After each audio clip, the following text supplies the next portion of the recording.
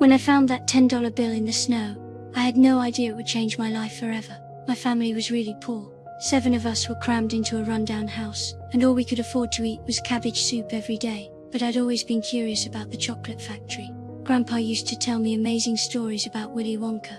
He said he used to work for Wonka and saw the factory in its glory days, until spies stole the secret recipes and Wonka fired all the workers and shut down the factory. For 20 years, nobody had seen this mysterious boss. When Wonka announced he was releasing 5 golden tickets, the whole world went crazy. I watched as a fat German kid, a spoiled British girl, a blonde American girl, and a know-it-all student won one by one. All I could do was feel jealous. I used what little money I had to buy 2 chocolate bars, but neither had a ticket. When I heard the 5th ticket had been found too, my heart sank. But right then, I found that bill in the snow. I rushed into the store and bought a chocolate bar. The moment I unwrapped it, there was the golden ticket shining in my hands. Someone nearby offered me $500 for my ticket, but Grandpa was right. Money gets printed every day, but there are only 5 golden tickets in the world. On the day of the tour, Willy Wonka was even stranger than I'd imagined. Wearing a ridiculous hat with a pale face, but his factory was like a fairy tale world. Chocolate waterfalls, rivers of cocoa, even the grass was made of chocolate. I quickly realized this was a test. The other kids showed their true colors one by one and got eliminated.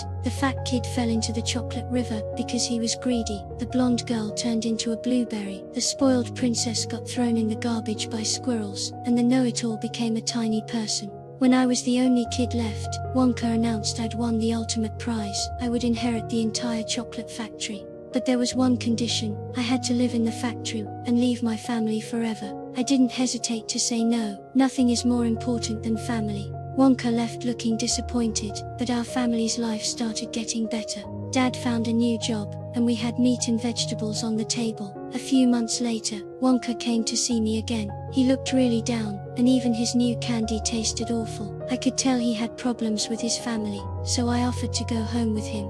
In that lonely house, Wonka met his father, who'd been waiting for years. The walls were covered with newspaper clippings about Wonka, a father's quiet way of showing he cared. Father and son finally made up. Later I inherited the chocolate factory, and Wonka became part of our family.